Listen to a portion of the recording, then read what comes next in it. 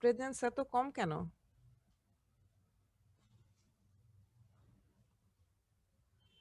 আচ্ছা যাই হোক, শেষ করে ফেলি। লিম্ফ নোড খুব অল্প একটু জিনিস, অল্প একটু পড়া। আচ্ছা, প্রথমে যদিও আছে কজেস অফ লিম্ফ অ্যাডেনোপ্যাথি। আচ্ছা, লিম্ফ অ্যাডেনোপ্যাথি বলতে তোমরা কি বুঝো? লিম্ফ অ্যাডেনোপ্যাথি Lymph node হ্যাঁ, enlargement. Enlargement of lymph node. আর lymph adenitis Lymph node inflammation হওয়া। Generalised lymph adenopathy. Very good. Two or more groups of lymph nodes are enlarged. That condition is called generalized lymphadenopathy. আমার এখানে আছে causes of lymphadenopathy. তোমরা এর সাথে তোমরা পড়বে causes of generalized lymphadenopathy.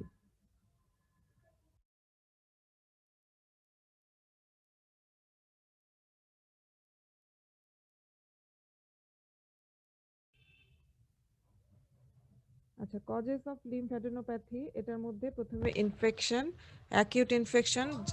কোনো জায়গায় পায়োজেনিক ইনফেকশন হলে এখানে লোকালাইজড যেসব লিম্ফ নোড থাকে সেগুলো লিম্ফ মানে এনলার্জ হয়ে যায়।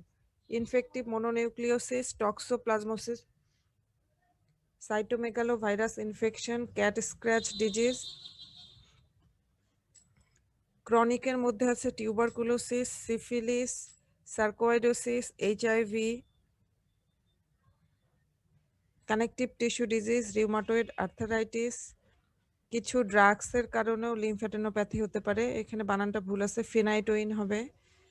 এছাড়া লিম্ফ নোড ম্যালিগন্যান্সি যেমন Hodgkin lymphoma, non Hodgkin lymphoma, chronic lymphocytic leukaemia, acute lymphoblastic leukaemia, এগুলোতেও লিম্ফ অ্যাডেনোপ্যাথি থাকবে।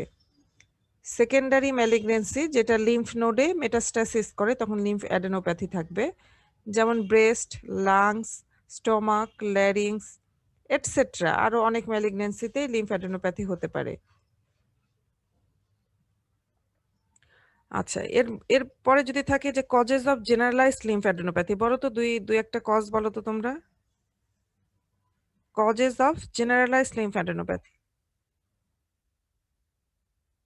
Disseminated tuberculosis, very good. আর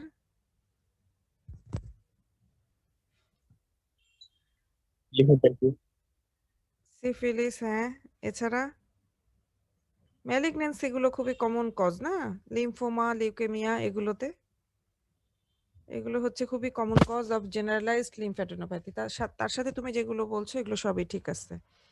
তাহলে জেনারেলাইজড লিম্ফ্যাডেনোপ্যাথি কি জিনিস এবং কজেস অফ জেনারেলাইজড লিম্ফ্যাডেনোপ্যাথি এটা লাগবে। আচ্ছা, তোমাদের আরেকটা জিনিস মাঝে মধ্যে হঠাৎ হয়তো ভাইবায় চলে আসে যে causes of cervical lymphadenopathy. Cervical লিম্ফ্যাডেনোপ্যাথির কারণ কি কি হতে পারে? আমরা আমাদের রেগুলার লাইফে যেগুলো পাই, টিউবারকুলোসিস অনেক বেশি পাই সার্ভাইকাল লিম্ফ নোড নিয়ে যেগুলো আসে। হ্যাঁ, টিউবারকুলোসিস, তারপরে লোকাল যদি আর কোনো ইনফেকশন থাকে, যে দাঁতে কোনো ইনফেকশন, সোর থ্রোট, এগুলোর কারণেও দেখা যায় যে সার্ভাইকাল লিম্ফ্যাডেনোপ্যাথি হয়। ম্যালিগন্যান্ট কোন কোন কন্ডিশনে আমরা সার্ভাইকাল লিম্ফ্যাডেনো পেতে পারি? এক নম্বর হচ্ছে গলার মধ্যে থাইরয়েড থাকে, থাইরয়েডে যদি প্যাপিলারি কার্সিনোমা অফ থাইরয়েড থাকে, এটা সর্বপ্রথম মেটাস্ট্যাসিস করে সার্ভাইকাল লিম্ফ নোডে। কাজেই থাইরয়েড ম্যালিগন্যান্সি হতে পারে। তারপরে স্টোমাকে যদি তোমার ক্যান্সার হয়, সেখান থেকে লেফট সুপ্রাক্লাভিকুলার লিম্ফ নোড, সেটা হতে পারে। এছাড়া লিম্ফোমা, লিউকেমিয়া, তারপরে এমনকি ব্রেস্ট, লাংস, এগুলো লাংস থেকে তো যেতেই পারে, ব্রেস্ট থেকেও যদিও প্রথমে এক্সিলারি লিম্ফ নোড যায় কিন্তু এরপরে সার্ভাইকাল লিম্ফ নোডেও যেতে পারে। ঠিক আছে, তাহলে সার্ভাইকাল লিম্ফ অ্যাডেনোপ্যাথির কজ বললে কিছু জেনারেল এই কজগুলো তোমরা বলে দিবে। এরপরে আমরা চলে আসব লিম্ফ নোডে কি হয়, লিম্ফোমা হয়। What is lymphoma? Lymphomas are the primary malignant neoplasm that arising from the cell native to lymphoid tissue and their precursors and derivatives.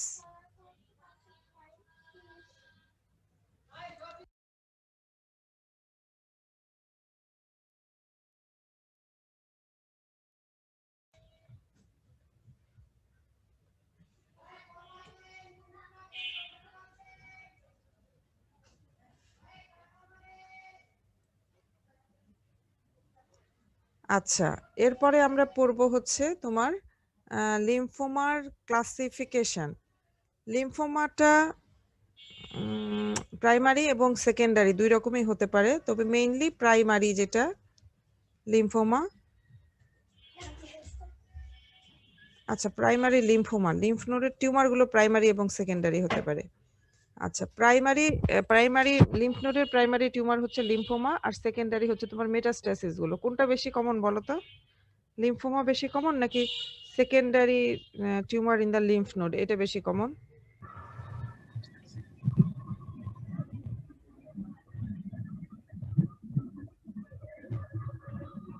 Secondary.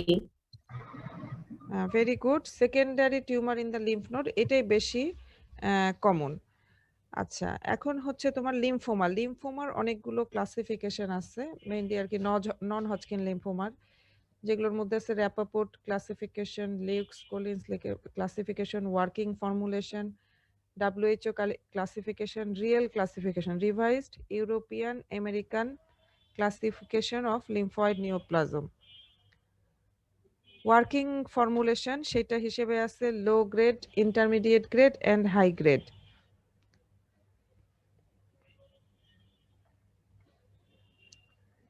WHO classification, WHO ক্লাসিফিকেশনটাকেই আবার এটাকেই বলা হয় real classification of non Hodgkin lymphoma. এটা কিন্তু মাঝে মধ্যে জিজ্ঞেস করা হয় যে রিয়েল ক্লাসিফিকেশন কোনটা বা WHO ক্লাসিফিকেশন কোনটা।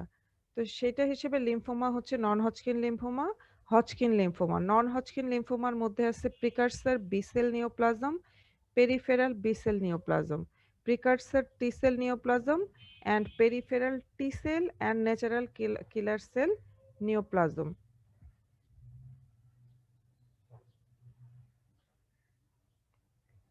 ঠিক আছে, precursor B cell, peripheral B cell, precursor T cell and peripheral T cell and natural killer cell, এটা হচ্ছে তোমার WHO বা রিয়েল ক্লাসিফিকেশন। আর যেটা বললাম যে ওয়ার্কিং ফর্মুলেশন, সেটা হচ্ছে লো গ্রেড, ইন্টারমিডিয়েট গ্রেড এবং হাই গ্রেড, এই তিনটা। তারপরে হজকিন লিম্ফোমা। হজকিন লিম্ফোমাটা, লিম্ফোমা সম্বন্ধে আমরা খুবই কম পড়বো, এই ক্লাসিফিকেশন এবং কাকে বলে, আর হজকিন লিম্ফোমা সম্বন্ধে একটুখানি পড়বো। হজকিন লিম্ফোমার WHO ক্লাসিফিকেশনে এটা হচ্ছে 5 টাইপস অফ হজকিন লিম্ফোমা। একটা হচ্ছে যে নোডুলার স্ক্লেরোসিস, এটাই সবচেয়ে বেশি কমন। তারপরে সেকেন্ড কমন হচ্ছে mixed cellularity, lymphocyte rich Hodgkin lymphoma, lymphocyte depletion Hodgkin lymphoma, lymphocyte predominance Hodgkin lymphoma. এই 5 ধরনের হজকিন লিম্ফোমা পাওয়া যায়। এগুলো মোটামুটি সবগুলোই পাওয়া যায়, তবে মোস্ট কমন হচ্ছে nodular sclerosis type, followed by mixed cellularity type. ঠিক আছে, হজকিন লিম্ফোমাকে অনেক সময় হজকিন ডিজিজও বলা হয়ে থাকে। হজকিন লিম্ফোমার ক্যারেক্টারিস্টিক ফিচার হচ্ছে এখানে একটা নিওপ্লাস্টিক সেল থাকে, যেটার নাম হচ্ছে রিড স্টার্নবার্গ সেল বা আরএস সেল। এটা হচ্ছে বলে যে ঈগলের চোখের মতো দেখতে, আউল আই অ্যাপিয়ারেন্স। এই রিড স্টার্নবার্গ সেল, এটা তোমরা অনেকবারই পড়বা, অনেকবারই বলতে হবে। এটা সাধারণত একটু কম বয়সের দিকে হয় হজকিন লিম্ফোমাটা। আমরা একটু পরে পড়বো হজকিন লিম্ফোমা এবং নন হজকিন লিম্ফোমার ডিফারেন্স পড়বো। রিড স্টার্নবার্গ সেলটা কেমন এটা আমাদের জানতে হবে। হ্যাঁ, হজকিন লিম্ফোমার ডায়াগনস্টিক সেলটাই হচ্ছে রিড স্টার্নবার্গ সেল। এটা হচ্ছে লার্জ সেল,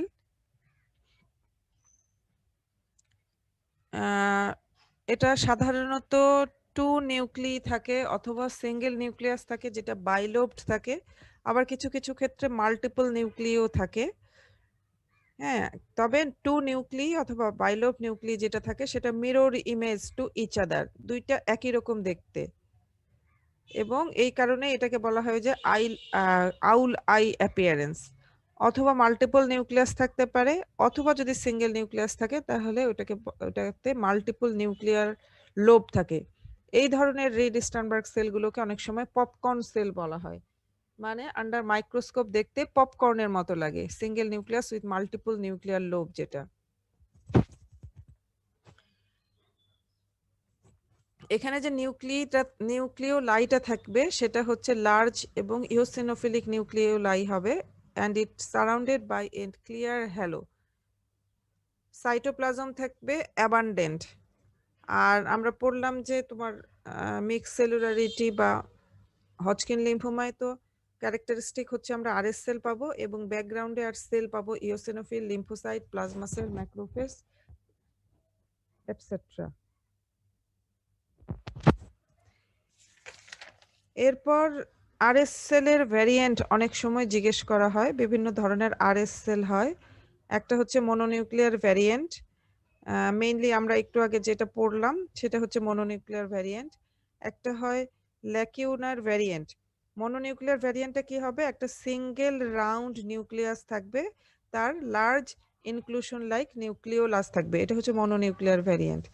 ল্যাকুনার ভ্যারিয়েন্ট, এটাতে মোর ডেলিকেট ফোল্ডেড অথবা মাল্টিলোবড নিউক্লিয়াই থাকবে, that is surrounded by abundant pale cytoplasm, এটাকে বলা হচ্ছে ল্যাকিউনার ভ্যারিয়েন্ট। এছাড়া থাকতে পারে লিম্ফোহিস্টিওসাইটিক ভ্যারিয়েন্ট, এটা হচ্ছে পলিপয়েড নিউক্লি হবে, রিজেম্বলিং পপকর্নের মতো দেখতে হবে, স্মল নিউক্লিওলাই থাকবে, মডারেটলি অ্যাবান্ডেন্ট সাইটোপ্লাজম থাকবে। এটা এই হিস্টিওসাইটিক ভ্যারিয়েন্টটা ইউজুয়ালি লিম্ফোসাইট প্রিডমিনেন্স টাইপ যেটা, সেখানে আমরা পেয়ে থাকি।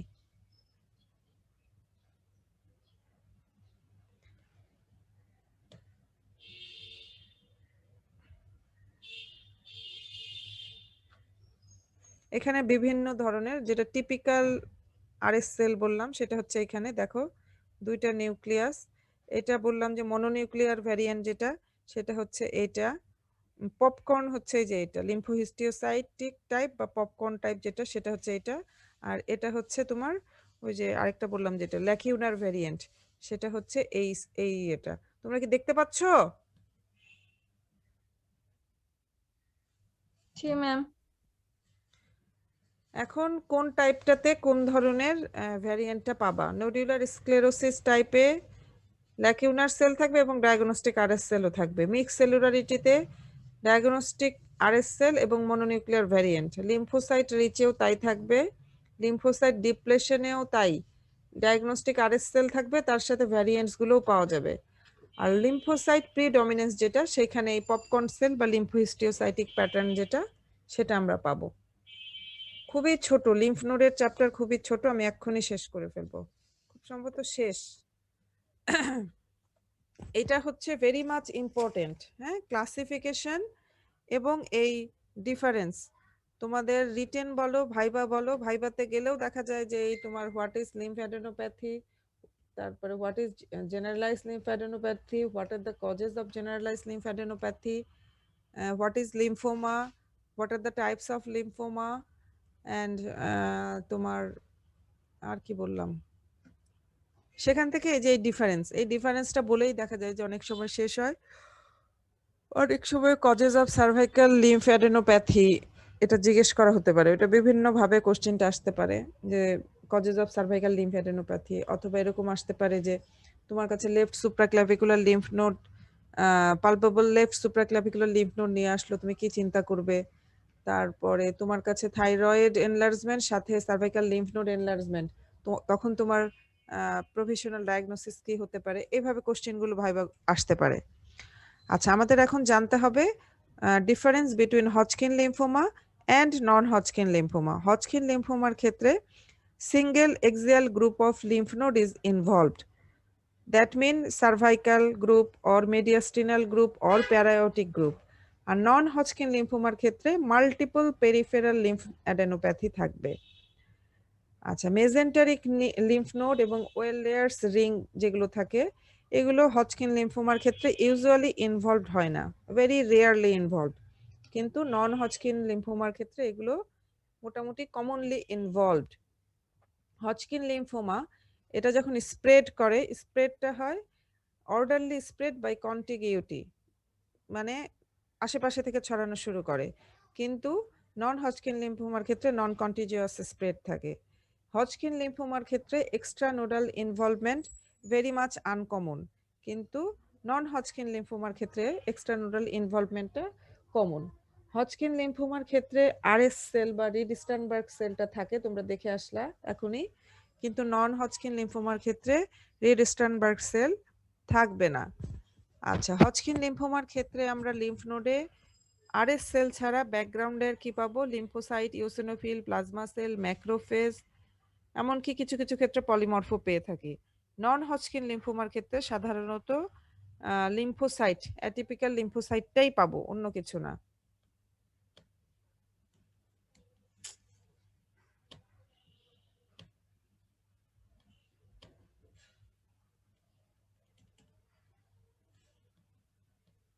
আমার কি এটাই শেষ?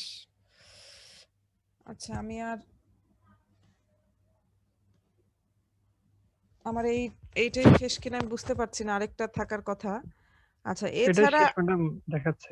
এইটাই শেষ দেখাচ্ছে না, তাহলে আমি কোনো কিছু, আমার কারণ আমার মনে হচ্ছে ক্লাস শুরু করতে যায় প্রথম দিকেও 2টা স্লাইড নাই, কিছু একটা আমি করে ফেলছি সম্ভবত। আচ্ছা, এছাড়া এই দুটোর মধ্যে আর ডিফারেন্সের মধ্যে আছে তোমার থেরাপিউটিক রেসপন্স, মানে ট্রিটমেন্ট করলে কোনটার ক্ষেত্রে ইউজুয়ালি হজকিন লিম্ফোমার ক্ষেত্রে এটা থেরাপিউটিক রেসপন্সটা ভালো, প্রগনোসিসটা বেটার হজকিন লিম্ফোমার ক্ষেত্রে, নন হজকিন লিম্ফোমার ক্ষেত্রে রিলেটিভলি খারাপ। লিউকেমিক ট্রান্সফরমেশন, লিম্ফোমা থেকে লিউকেমিয়ায় ট্রান্সফরমেশন হজকিন লিম্ফোমায় সাধারণত হয় না, ভেরি মাচ রেয়ার, কিন্তু নন হজকিন লিম্ফোমার ক্ষেত্রে কমন, লিম্ফোমা থেকে লিউকেমিয়া হয়ে যায়। তারপরে তোমার স্টেজিং এবং প্রগনোসিস এই দুটোর ক্ষেত্রে রিলেশন, হজকিন লিম্ফোমার ক্ষেত্রে বেটার, নন হজকিন লিম্ফোমার ক্ষেত্রে ভালো না। এই আর কি মোটামুটি।